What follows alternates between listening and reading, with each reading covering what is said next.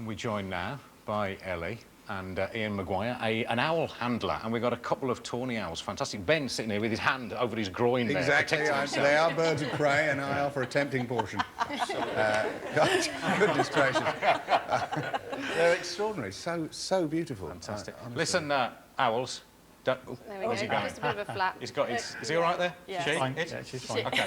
Yeah. Listen, don't get jealous, owls, because we've got some other birds, some inferior birds to talk about first. Ellie, what else can we look out for in Absolutely. We've November? got some birds that are overwintering in the UK. Thrushes like redwing and fieldfare come down from Scandinavia, and they can flock in their hundreds, and they really have a go at our hedgerows and chow down on as many berries as they can get, and they're really spectacular to see in winter, to see birds in that number. And swans as well? Swans as well. Buick and Hooper swans. Buick come down from Siberia, and the Hooper swans come from Iceland, and they're seen in our estuaries around this time of year as well. And of course, tawny owls, which Ian's holding over there.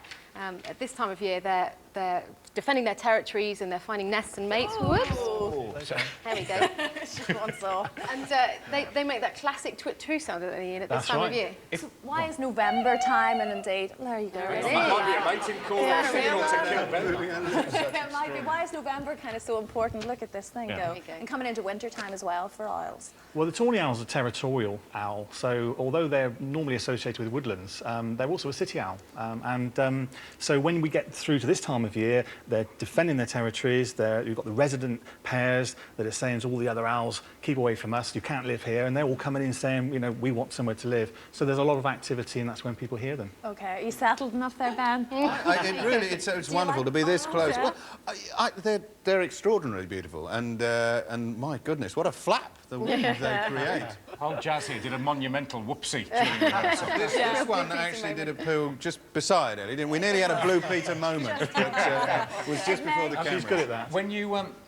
there's a danger, isn't there, at this time of the year, without the baby owls falling out of the nests, that you've got to be careful. Well, every spring we've got an issue with tawny owl chicks where... in the spring? In the spring.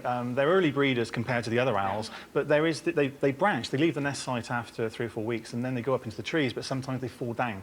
And there's an issue with people finding them and assuming they're orphans. And they pick them up, take them home, feed them, and they become tame. You can't release them. So what should you do? What you should do is leave them alone. If you think they're in danger, put them up into the nearest tree. But as long as they're healthy, leave them alone. Yeah, they're not pets. Leave them in the wild. They're not pets. Okay. Great.